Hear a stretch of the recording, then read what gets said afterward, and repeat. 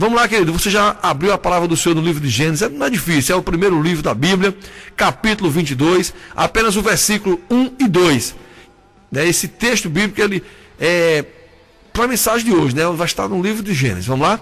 Então diz assim a palavra do Senhor: depois dessas coisas, pois Deus Abraão à prova, ele disse: Abraão, este lhe respondeu: eis-me aqui.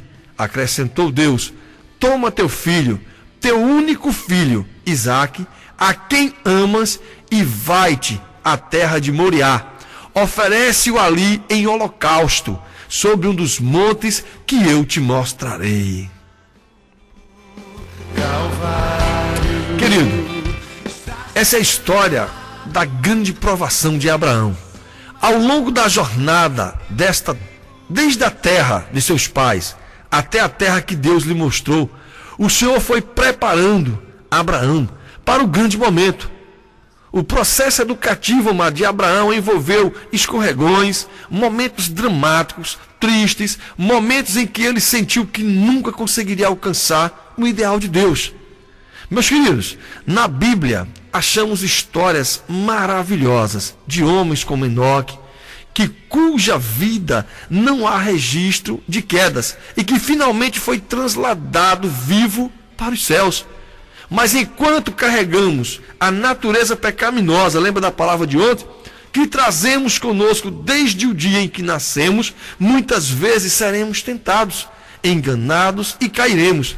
Agora, o erro não deveria servir para desanimar-nos, ou seja, afundar-nos, ou criar em nós o complexo de derrota e de conformismo. Erros não são para serem explicados, mas para serem aceitos, reconhecidos, assimilados e colocados, amados, em nossa experiência, assim como parte do processo educativo de Deus. Não tenha medo de errar, meu querido, mas tenha pavor de permanecer no mesmo erro. Não tenha medo, amado, de escorregar, mas tenha pavor de continuar escorregando sempre no mesmo ponto. Abraão teve erros, quedas, momentos de solidão e desespero, mas agarrou-se ao Pai, andou com Deus, e aos 90 anos de idade, Deus se apresentou e lhe disse: anda na minha presença e ser perfeito. Vê que graça, querido. Vê que glória. Você ter o privilégio de falar com Deus, de ouvir Deus falar com você como Abraão ali. Deus lhe entregou o segredo de uma vida vitoriosa naquele momento. Anda comigo, disse Deus, e ser perfeito. Deus estava preparando para o grande momento da provação. Anos depois, querido, Deus se apresenta e diz: toma teu filho, teu único filho, vai até a terra de Moriá, oferece-o ali em holocausto. Vê que provação, querido. Ou seja, o início da vida de Abraão foi bênção, amado. Quando Deus chama Abraão ali, diz logo assim: olha, sai do meio de tua parentela, sai da tua casa, sai do lugar de provisão, sai de onde você não precisa se preocupar com nada e vai lá para uma terra que eu te mostrarei, amado. Você sair de onde você está ali fixo, de onde você está estabelecido, de onde você está preparando tudo assim ao seu favor, e de repente você levanta o acampamento e vai para um lugar. Mas que lugar, pastor Paulo? Você vai para um lugar que Deus ainda vai lhe mostrar, amado. Você vai para um lugar de uma prova. Você pode ir para um lugar de bênção, para um lugar de prova, para um lugar de deserto, para um lugar de sequidão. Você não sabe. Deus disse: olha, vai para um lugar que eu te mostrarei. Vai para uma terra que eu te mostrarei. Você está na dispensação aí de Deus. O texto de hoje nos traz 3 grandes lições. A primeira delas é o compromisso do pai e do filho no processo da salvação. Geralmente, quando pensamos na salvação, meus amados, pensamos que o pai é intransigente, castigador e implacável. E o filho é perdoador, intercessor e bonzinho. O pai, pensamos, é o justiceiro que tem uma lei e pune o desobediente. Já o filho é aquele que ama, que veio morrer em lugar do homem e apresenta o seu sacrifício diante do pai. Esta é a ideia errada que muitos têm feito. Ou seja, que muitas vezes, querido, nós temos feito. Temos Jesus como bom e Deus como pai zangado, esperando que o ser humano pague pelo erro que cometeu. Mas a primeira lição do texto que acabo de ler é o compromisso do pai e do filho juntos no processo de salvação. Pergunto, quem sofreu mais na montanha do Calvário? O filho que estava morrendo ou o pai que não podia fazer nada para poupar o sofrimento do filho? Nunca, mas nunca, querido, eu vou esquecer a cena dolorosa de um pai abraçando o cadáver de seu filho morto num trágico acidente. Amados, o pai dizia, sabe o quê? Ô filho, porque teve que ser você. Ah, se eu pudesse dar a minha vida em substituição à sua. Eu já vivi tudo que tinha direito. Você só tem 20 anos. Ah, filho, porque Deus não aceita que eu morra em seu lugar. Você tem um filho. Você daria, querido, a vida por ele? Imagina seu filho se afogando no mar e você incapaz de fazer alguma coisa para salvá-lo. Eu conheço histórias de pais que morreram afogados, amado, para salvar seus filhos. Há pouco tempo, meu tio, lá em Recife, ele viu minha prima se afogando, juntamente com seu esposo, com 2 filhas. Meu querido, meu tio, ele nem sabia nadar. O meu tio, quando viu aquilo, de imediato ele se lançou no mar, salvou a vida do genro, salvou a vida dos sobrinhos, salvou a vida dos... Ele salvou todo mundo, mas perdeu a sua vida. Ele morreu afogado. Querido, eu já vi história de pais que morreram atropelados depois de empurrarem seus filhos para salvá-los da morte. O filho salvou-se e o pai morreu. Mas na montanha do Calvário havia um pacto de amor. E em nossa mente pensamos às vezes conscientemente que a pessoa da divindade que mais nos amou foi o Filho, que veio e deu sua vida por nós. Mas hoje quero convidá-lo a pensar um pouco no Pai, que no pacto eterno do processo de salvação, amado, assumiu o papel mais doloroso. Ver o filho morrendo e não poder fazer nada. Às vezes nós vemos Deus, amado, como aquele que penaliza o homem, aquele que realmente abre a terra, engola o homem, aquele que se ira em algumas vezes e ali pega o homem e castiga. O homem se volta contra ele, vai lá e deixa a terra seca. O homem se volta para ele arrependido, humilhando-se, ele ora, volta a olhar para a terra, sara a terra. E nós vemos o Filho como aquele que veio cheio de graça, de misericórdia, de bondade. Querido, mas vamos olhar assim, vamos analisar. Vamos, assim, eu lhe convido mesmo hoje a pensar um pouco diferente. A pensar no pacto ali que foi feito ali no céu, que foi firmado ali entre Deus, entre Jesus, entre o Espírito Santo, entre os anjos. Eu tenho certeza que ali foi feita uma reunião grandiosa. Eu tenho certeza pela minha loucura de crente, amado, que eu consigo até ver aquela reunião, aquele dia ali nos céus, amado. Deus reunindo todos os seres celestiais, reunindo Jesus, reunindo seu Filho, e ali fazendo uma aliança, fazendo um pacto de vida, um pacto de morte, um pacto de sangue, onde ele diz, olha, você vai dar a vida por eles mesmo, é isso que você quer, então vamos aqui fazer um pacto hoje. Imagina só, querido, mas eu tenho certeza que desse pacto, o papel mais doloroso ficou com Deus, querido. Sabe por que ficou com Deus? Porque você imagina, se coloca agora no lugar de pai, vendo seu filho passar por tudo que Jesus passou, e você ficar ali preso a um pacto, preso a uma promessa, a uma aliança. É por isso que nós somos filhos da promessa. Eu tenho certeza que naquele dia foi firmada uma promessa para a nossa salvação. Eu tenho certeza absoluta. Querido, na grande provação de Abraão, Deus estava preparando o profeta para ser o pai da fé. A inspiração para os cristãos de todos os tempos. Abraão precisava viver o momento doloroso que o pai viveu lá no Calvário. Por isso Deus lhe disse, toma teu filho, teu único filho, vai à terra de Moriá, oferece-o ali em holocausto. Holocausto, querido, quer dizer que é queimado até virar cinza.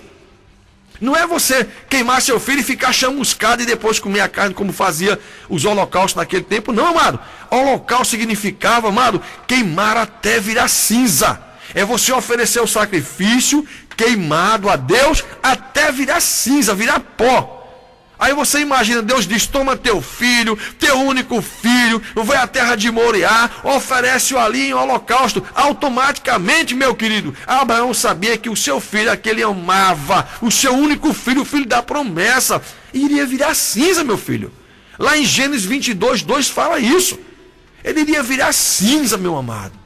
Imagina Abraão na manhã seguinte, arrumando a lenha, despertando o filho para iniciar a jornada. Mamãe, já acordou seu filho para fazer uma viagem com você? Você já disse, filho, olha, vai dormir cedo que amanhã nós vamos viajar.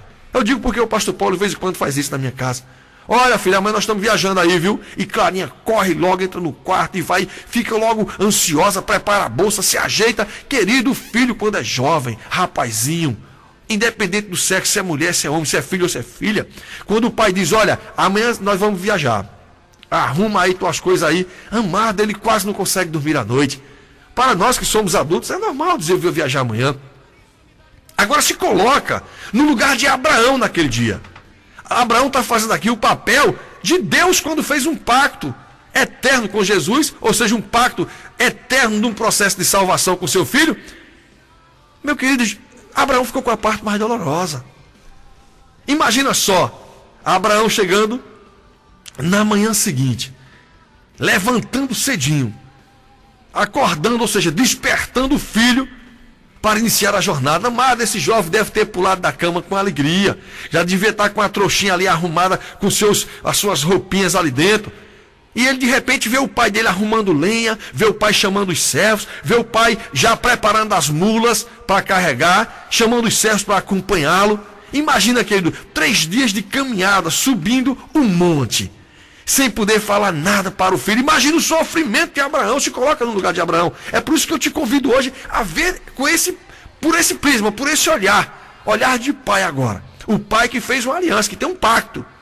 Imagina só, o filho todo feliz, viajando com o pai, ali as mulas carregadas, os servos acompanhando a viagem, as provisões, o pai ia levando tudo. Mas ele via lenha, ele via tudo e nós estamos indo sacrificar alguma coisa. Nós estamos indo oferecer um holocausto ao Deus do meu pai, ao Deus de Abraão. Nós estamos indo e o filho ficava cada dia mais feliz, meu querido. Ele se alegrava porque sabia. Imagina só. Imagina, querido. Assim, imagine vendo mesmo o filho na flor da idade, feliz, caminhando rumo à morte. Agora, imagina, querido, chegando ao topo da montanha. Aí o filho vai e diz, ô pai, eis o fogo, eis a lenha, mas onde está o cordeiro? Se coloca no lugar de Abraão agora e dá a resposta para o teu filho. Imagina, querido, Abraão tem que dizer agora para o filho dele, olha filho, você é o sacrifício. Amado, você que é pai, nessa hora, querido, ou seja, naquele momento ali, amado, eu tenho certeza que Abraão estava simbolizando Deus. Eu tenho certeza que Isaac ali simbolizava Jesus, que voluntariamente, querido, se colocou sobre o altar, porque a palavra de Deus diz que quando ele diz, filho, você que é o holocausto, você que é o sacrifício, o próprio filho dele, Isaac, subiu, querido, sobre o altar, deitou-se sobre o altar para ser sacrificado. Ele foi obediente até a morte, querido. Ele sabia que o seu pai devia obediência ao Deus que servia. Ele sabia que ele tinha nascido de uma promessa do Deus Todo-Poderoso. Ele sabia, amado, que ele teria que obedecer, simplesmente obedecer à aliança que o seu pai tinha com Deus. Imagina, querido. Imagina Abraão dizendo, filho, tu és o holocausto. Eu tenho certeza que o coração de Abraão ali se despedaçou. Eu tenho certeza. Ele foi oprimido e humilhado. Mas diz a palavra de Deus que ele não abriu a sua boca, como o cordeiro foi levado ao matadouro, e como ovelha muda perante os seus tosqueadores, ele não abriu a sua boca para reclamar. Olha lá o que diz em Isaías 53:7, se não foi o que eu acabei de te falar. Isso está 760 anos, querido, antes que o cordeiro passasse por esse problema. Ele foi oprimido, ele foi humilhado, mas não abriu a sua boca, como cordeiro mudo foi levado ao matadouro, querido, perante os seus tosqueadores, ele ficou mudo. Da mesma forma, querido, foi o filho de Abraão. E eu te pergunto novamente, quem sofria mais naquele momento, o filho ou o pai? O preço que o pai teve que pagar para salvar o homem foi muito grande. É por isso que hoje, pai, Filho e Espírito Santo sofrem. Eles têm a capacidade de ver a história da sua vida, seus fracassos, suas derrotas, suas promessas não cumpridas. Sabe por que Jesus morreu na cruz do Calvário? foi a lança que furou seu peito, nem o sangue caiu de sua fronte. Foi o sofrimento, querido. Não foi a lança, não foi a crucificação, não foi isso não, amado. Foi o sofrimento. Seu coração não suportou e explodiu, amado. Foi de dor em sabe. E sabe por quê? Porque lá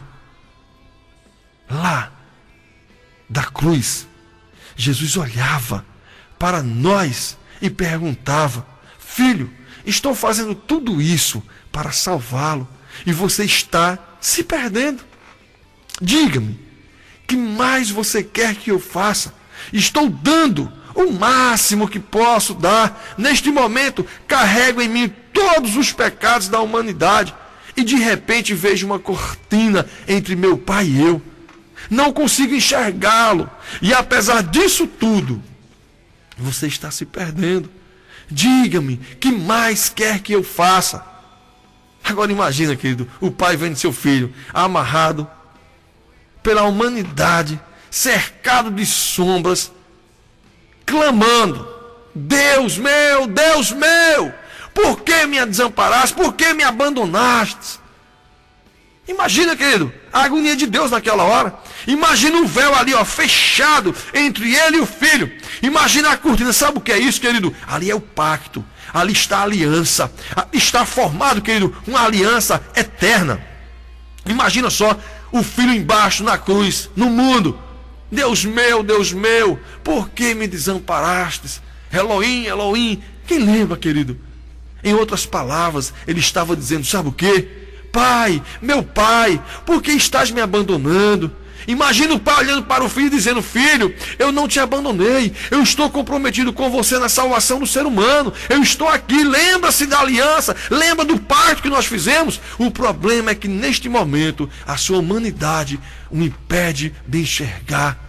Ah, querido, imagine a divindade, pai e filho, divididos por uma cortina de sofrimento, de dor e pecado. Imagina o preço que custou na salvação. Imagina quantos somos importantes para Deus.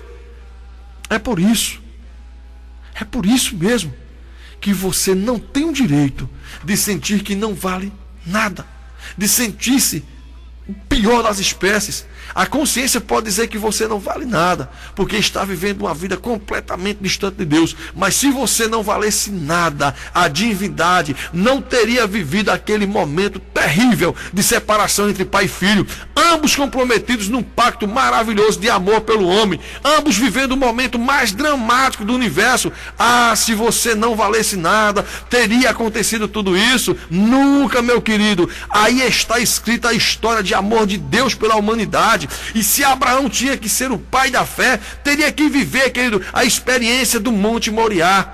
Por isso Deus lhe disse: toma teu filho, teu único filho, vai à terra de Moriá, oferece-o ali em holocausto. O segundo pensamento, amado, dessa mensagem de hoje é o seguinte: Abraão era o pai da fé.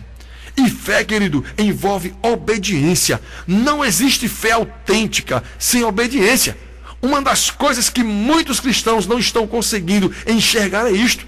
Fé e obediência são duas coisas inseparáveis.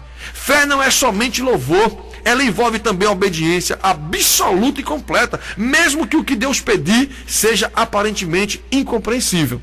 O mundo cristão divide-se em dois grandes grupos, amado. Mas um terceiro grupo, para onde Deus está querendo levar seus filhos. Há muitos cristãos que acham que têm que obedecer para salvar-se.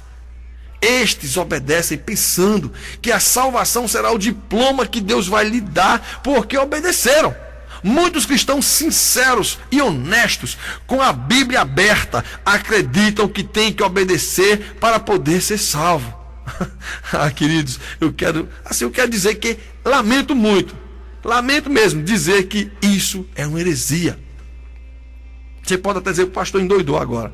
Não, querido. É uma heresia sim. Sabe por quê? A Bíblia não ensina que você tem que obedecer para ser salvo ou para salvar-se. Mas o inimigo está levantando muitos cristãos, muitos cristãos sinceros a pensarem que tem que obedecer para se salvar. Agora, quando o inimigo não pode manter o cristão neste lado, os leva para o outro lado, ou seja, o extremo, que é o seguinte: eu me salvo unicamente pela fé. E isso está correto. Isso é bíblico. Eu me salvo somente pela graça de Cristo. Isso é bíblico. É isso que os escritores bíblicos ensinam. Mas não é completo. É bíblico, mas não é completo. Sou salvo pela fé. Correto?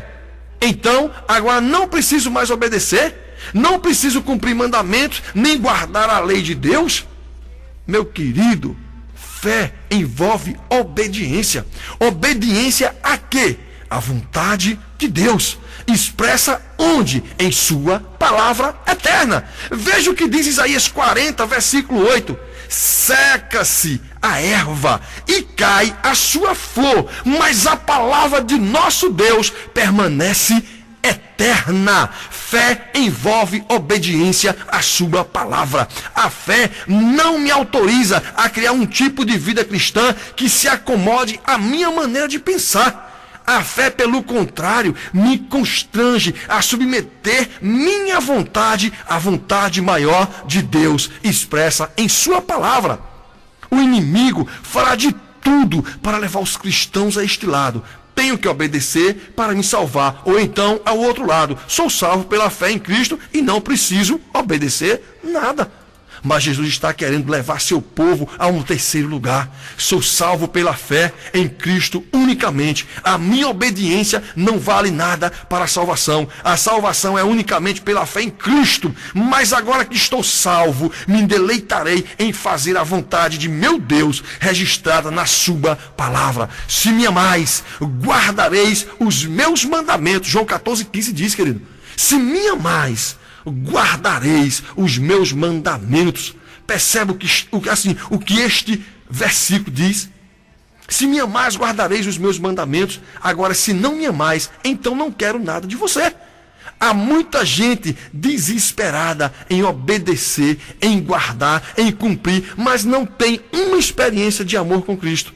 Jesus não quer isso. Existem outras pessoas que estão preocupadas em amar, mas não querem obedecer a Deus. Jesus também não quer isso. Fé envolve obediência. O amor leva à obediência. Sabe por quê, querido? Porque aquele que ama, o que mais quer é ver a pessoa amada feliz. Então aquele que ama, o que ele quer é só isso. É ver a pessoa que é amada feliz. E quem vai ser feliz? Deus, amado. Eu te pergunto, você tem certeza que ama Jesus? Já entregou seu coração a Ele? Tem certeza que já entendeu o que aconteceu na montanha do Calvário, quando o Pai e o Filho se comprometeram para salvar o homem? Você tem segurança, amado, dos teus sentimentos para com Deus? Está disposto a renunciar a qualquer coisa por amor a esse Deus que você diz amar? Toma teu filho, teu único filho, vai até a terra de Moriá, oferece-o ali em holocausto. Foi o que o Senhor falou com Abraão. O terceiro pensamento que eu trago dessa mensagem de hoje nos leva ao topo da montanha de Moriá. Lá estava o altar, lá estava Abraão e a faca na mão.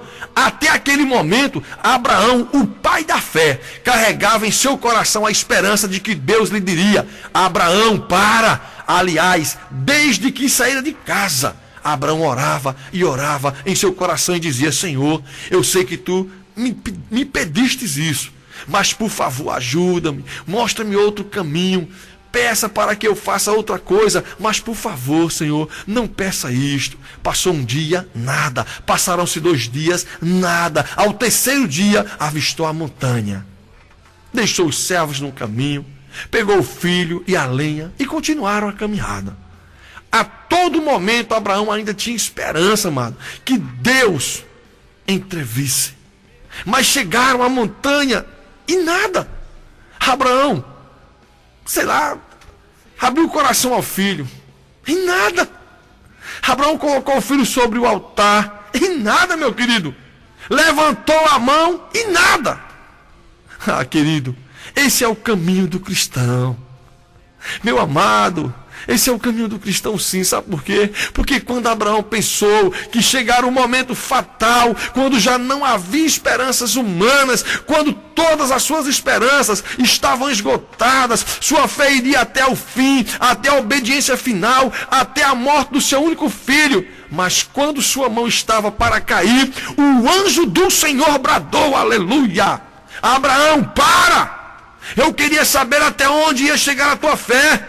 Abraão tinha andado durante 3 dias e nada de salvamento. Foi no momento fatal, no segundo final, que o milagre aconteceu. Aleluia! Assim é a vida do cristão.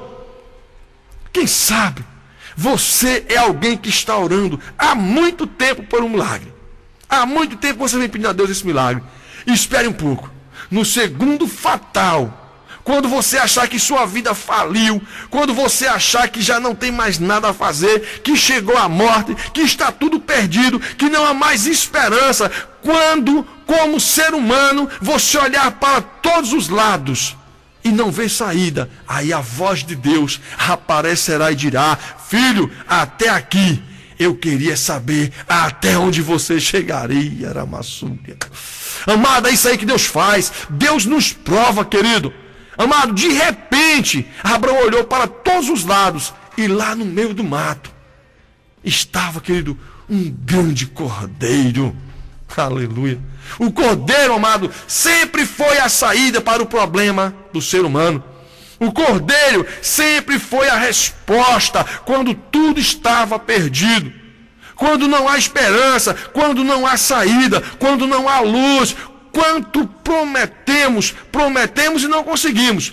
Quando tudo que merecemos é a morte, então sempre aparece o cordeiro. Ah, meu querido, para entender quanto vale o cordeiro, às vezes temos que chegar ao momento fatal da vida. Por quê? Quando há saúde, para que Jesus? Quando há um bom saldo bancário, para que Jesus? Quando há um bom emprego, para que Jesus? Quando a família está toda unida, para que Jesus? Quando há sol, quando há chuva, no tempo oportuno, para que Jesus? Mas quando chega o momento extremo da vida, quando não temos para onde ir, então sim, quase sempre nos lembramos de Deus como último recurso, meu querido. Amado, eu não sei como você está. Se é no primeiro momento, se é no segundo momento. Só sei que o anjo de Deus vai bradar em alta voz, aleluia. Para, diz o Senhor. Ou seja, o sofrimento, para a doença, para o desemprego, para a falta de fé. Meu querido, para os caminhos tortuosos, para o pecado que você tem feito aí, que tem desagradado a Deus. O anjo do Senhor vai gritar no segundo momento, ou seja, no momento fatal, no momento que realmente você vai descer a mão, você vai ouvir a voz do anjo dizendo: para, em alta voz. E ali você vai ver, sabe o que, querido? O Cordeiro de Deus, preparado para o holocausto. Ali você vai ver que Deus proveu, querido, que Deus abençoou. Sabe o que é, meu amado? É que Deus prova o homem, porque Deus tem o melhor para dar ao homem. Deus tirou Abraão do meio da parentela. Deus tirou Abraão, querido, do meio de sua família, do seio da sua família. Ele tirou Abraão, sim, de um povo de lábios impuros, de um povo pecaminoso, de um povo idólatra. Mas lá Abraão tinha todas as necessidades. Lá Abraão tinha comida, Abraão tinha suprimento, Abraão tinha seu emprego, Abraão tinha como colocar tudo dentro da sua casa. Abraão estava vivendo na bonança. Mas quando Deus faz essa aliança com ele, diz: sai, Abraão, do meio de tua parentela, vai para uma terra que eu te mostrarei, lá te farei pai de uma grande nação. Querido, Abraão não tinha esperança nenhuma de ser pai. Abraão era avançado em idade, sua esposa já era avançadíssima em idade. Quase 100 anos de idade, querido, nós sabemos que não tinha mais possibilidades humanas de se nascer um filho ali daquele casal. Mas Deus prometeu e Abraão acreditou.